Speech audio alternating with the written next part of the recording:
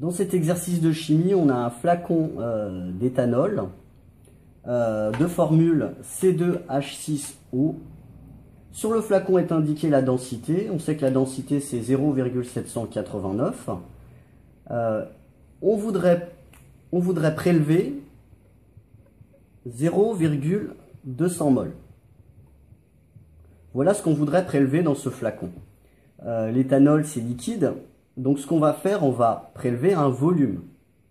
Donc le souci c'est quel volume faut-il prélever pour avoir 0,200 mol. Alors comme bien souvent dans les exercices de chimie, on va commencer par calculer la masse molaire.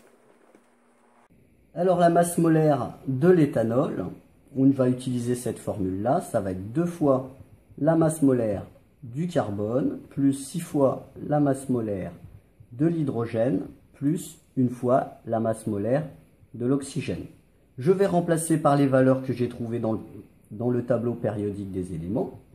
Donc 2 fois 12 plus 6 fois 1 plus 16.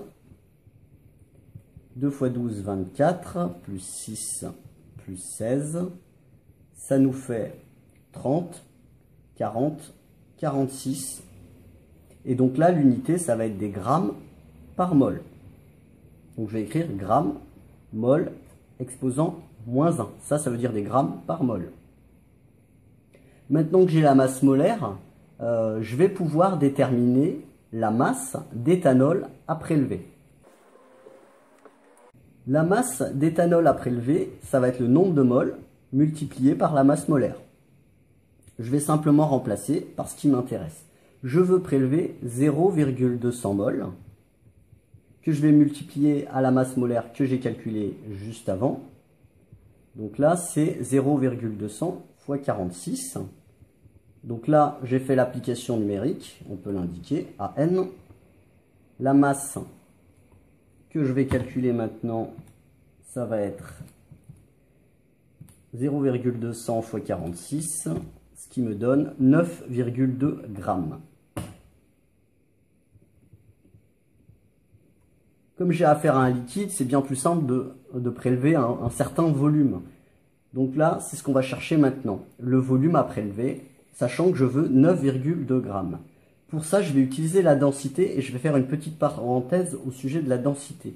Qu'est-ce que ça veut dire la densité?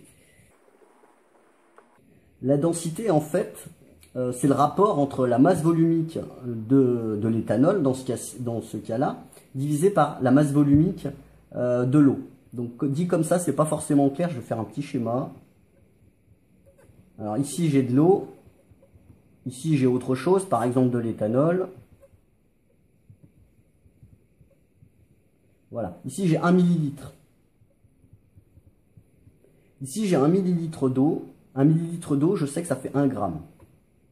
1 millilitre d'éthanol, bah, je sais pas. La densité, en fait, ça va être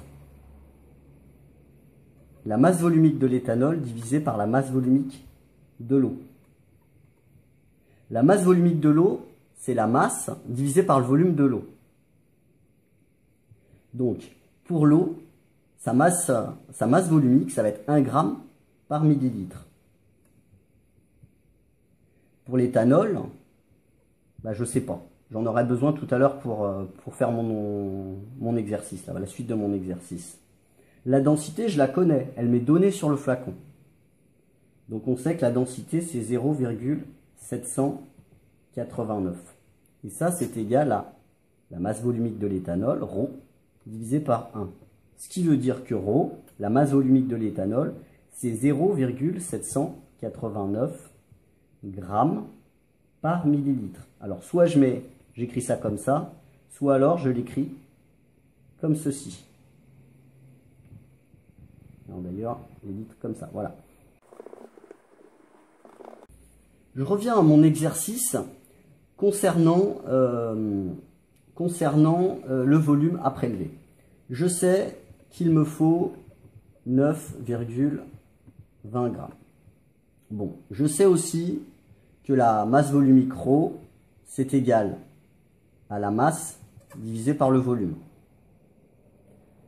Je peux en déduire le volume. Le volume, ça va simplement être la masse divisé par la masse volumique. Ça va me donner le volume. Donc, je connais la masse volumique, je connais la masse, 9,20 grammes, je connais la masse volumique, c'était 0,789. Je vais pouvoir déterminer le volume à prélever. Donc là, l'application numérique, ça va être le volume est égal à la masse, 9,20 divisé par 0,789 grammes par litre. Ce qui va me donner,